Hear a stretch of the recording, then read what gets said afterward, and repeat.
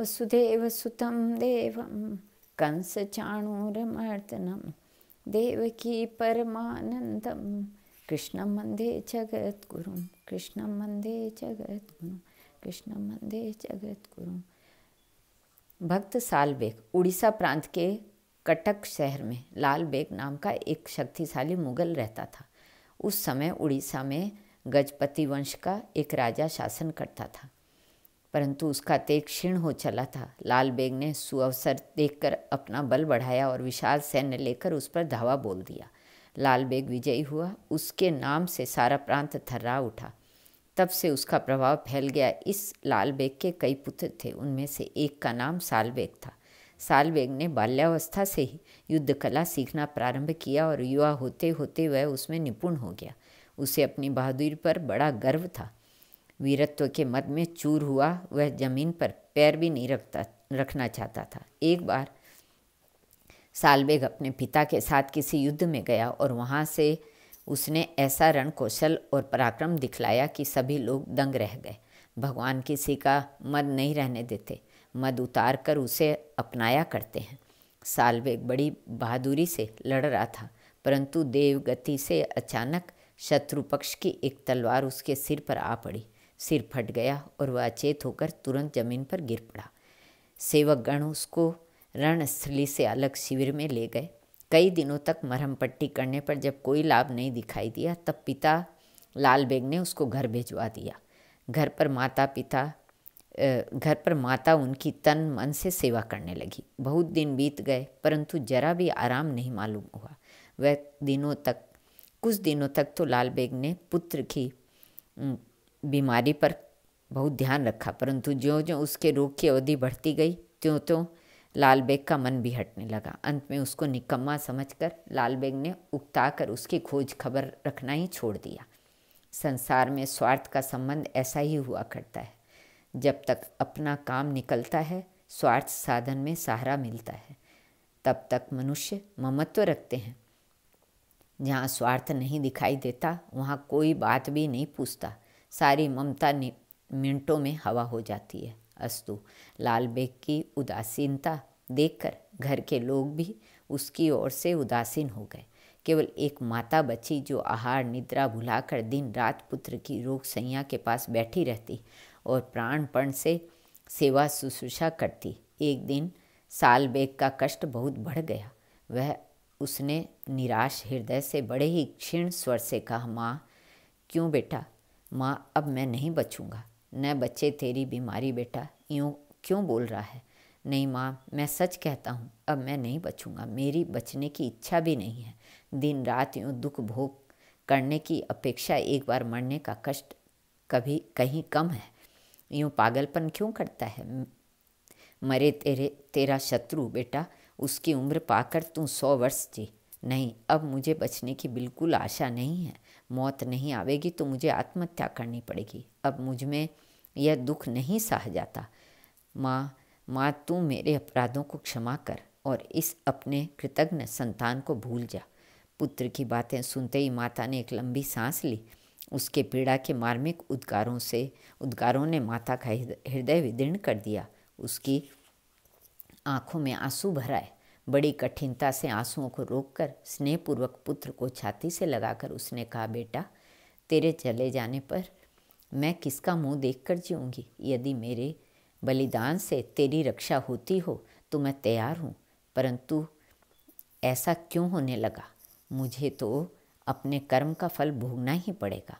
हाँ, निरुपाय के लिए एक उपाय अवश्य है, वह मैं तुझसे कहती हूँ, परंतु क्या तुम उसे कर सकोगे? माता की बात सुनकर सालबेग ने कहा, क्यों नहीं माँ, मैं तेरा कहा न मानूंगा तो और किसका मानूंगा? बोल, तुझे जो कहना है खुशी से कह, मैं जरूर तेरे कहे मुताबिक करूँगा। माता ने कहा, बेटा, तुझसे वह नहीं होगा, कभी नहीं होगा। बचपन से ही तुझ में जो संस्कार पड़ गए हैं, तुझे जैसी शिक्षा मिली है, उसके विपरीत आचरण तू कैसे कर सकता है? माता के इस वचन से सालबेग को संदेह हुआ। उसने व्याकुल होकर पूछा, माँ, तू क्या कह रही है? कुछ भी समझ में नहीं आता। मेरी शिक्षा दीक्षा के प्रतिकूल तू क्या कहना चाहती है? इसके उत्तर में माता ने कहा, बस मैं सदा से ही तेरी इस शिक्षा दीक्षा के बिल्कुल विरुद्ध हूँ। क्या इस बात को तू नहीं जानता? बेटा, मैं एक हिंदू ब्राह्मण की लड़की हूँ। माता के इस वचन को सुनते ही साल बेग विस्मित होकर कहने लगा, हैं, यह तू क्या कह रही है? तू हिंदू है तो मेरी माता किस प्रकार हुई? माता ने कहा, बेटा, तू यदि पूछता है तो आज लाज शर्म छोड़कर सब तुझसे कह डालती हूँ। दांत मुकुंदपुर गांव का नाम तो तूने सुना होगा। वह गांव किसी दिन बड़ा ही समृद्धिशाली था। उसी गांव में मेरी ससुराल थी। मेरे पति बचपन में ही मर गए थे। सास और ससुर भी पुत्र वियोग से दुखी होकर परलोक सिधार गए। उसी समय तेरे पिता के अत्याचार से बहु तेरे परिवार अपने अपने घर बार तथा धन दौलत छोड़कर उस गांव से भाग गए थे। गांव उजाड़ हो गया। उस समय मैं एक दिन नदी में स्नान करने गई थी। देवयोग से उसी समय तेरे पिता कहीं से युद्ध करके अपनी सेना के साथ लौट रहे थे। उस समय मैं पूर्ण युवावस्था को प्राप्त हो गई थी। रूप लावण्य भी भरपूर आ गया था। मुझे देखते ही तेरे पिता को मुझ पर मोह हो गया और मुझे अकेली असहाय को बलात् अपने घोड़े पर बैठाकर यहाँ ले आए। बेटा, मैं स्त्री जाति अबला थी। मुझे वश करने में उन्हें अधिक देर न लगी। थोड़े ही दिनों में वस्त्र आभूषण और मधुर संभाषण से उन्होंने मुझे अपना बना लिया। उसी के फलस्वरूप तू पुत्र रूप में मुझे प्राप्त हुआ। परंतु मालूम होता है मुझ हतभागिनी के भाग्य में यह सुख भी नहीं बदा है। यूँ कहते कहते भावावेश से उसका हृदय भर आया और कंठ रुक गया। साल बेग को सब समझते देर न लगी। माता की अवस्था पर उसे बड़ी दया आई और अंत में धैर्य धारण कर अपनी जन्मदायिनी माता को आश्वासन देते हुए उसने कहा, माँ, तूने मुझे गर्भ में धारण किया है। मेरी यह देह तेरी ही है। बोल बोल माँ, तुझे जो कहना हो कह। तुझे जो उपाय बतलाना हो बतला दे। तू जो कुछ कहेगी मैं उसी को अनुसार करूँगा। माँ बोली, अच्छा तो कहती हूँ, सुन, परंतु पहले तेरे पिता के व्यवहार की बात भी तुझे जना देती हूँ। हाय, वे तेरा और मेरा और तेरा त्याग कर अपने अन्य स्त्री पुत्र आदि के साथ कैसे निश्चिंत हो गए हैं, इसे तू देखना है ना, जिसके लिए तूने यह दुख सिर पर लिया, जिसके लिए अपनी जिंदगी को जोखिम में डाला, वह आज इस अवस्था में तेरी खबर भी नहीं लेता। उससे इतना ही नहीं होता कि एक आदमी भेजकर तेरी हालत तो जान ले। बेटा, तू इसका कारण जानता है। दूसरा कोई कारण नहीं है। एकमात्र यही कारण है कि मेरा यौवन जाता रहा और तू भी बेकाम हो गया। तुझ में उसका काम करने की शक्ति नहीं रही। अब तुझसे या मुझसे उनका कोई स्वार्थ नहीं सकता। इसी से यह अनादर है, यह तिरस्कार है। बेटा, यदि भगवान तेरी रक्षा करे तो तू ही मेरे जीवन का सुख है और तभी मेरा जीवन किसी काम का है। बेटा, तू दासी पुत्र है, इसी से तेरे पिता तुझे याद नहीं करते, परंतु तेरे बिना मैं तो एक क्षण भर भी नहीं रह सकती। तू ही मेरे जीवन का कारण, जीवन का धन है। तेरे बिना सारा संसार मेरे लिए सूना है। तू ही मुझ अंधी की आँख है। तेरे बिना मैं कैसे जीऊँगी? परंतु यदि तू मेरे कहे अनुसार चलने का मुझे विश्वास दिला दे तो मैं तुझे वह उपाय बतलाती हूँ। नहीं तो निश्चय जान कि तेरा और मेरा यह पापी शरीर एक ही साथ नष्ट हो जाएगा। साल बेग आंसू भरे नेत्रों से बोला, माँ, तुझसे एक बार नहीं 1000 बार प्रतिज्ञा करके कहता हूँ कि मैं तेरे वचन का अवश्य पालन करूँगा। बल्कि एक दूसरी और प्रतिज्ञा करता हूँ कि अच्छा होते ही मैं तेरे आंसू पोंछ दूँगा, फिर तुझे रोने का कभी अवसर ही नहीं रहेगा। माँ, अब तू रो मत, मुझे वह उपाय शीघ्र बतला। मैं वचन देता हूँ कि उसका पालन कर जरूर करूँगा। पुत्र के वचन सुनकर माता के तृप्त हृदय को कुछ शीतलता मिली।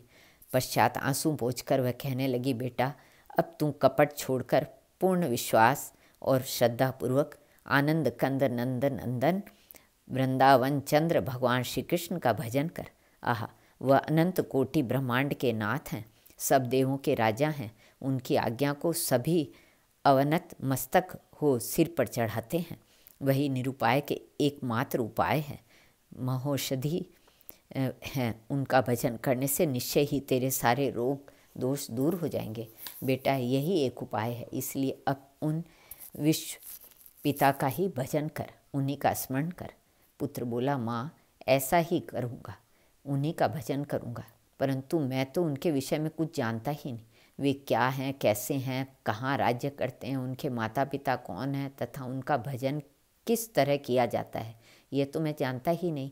इसलिए माँ मुझे उनकी पहचान करा दे, जिससे मैं उनका भजन करूं।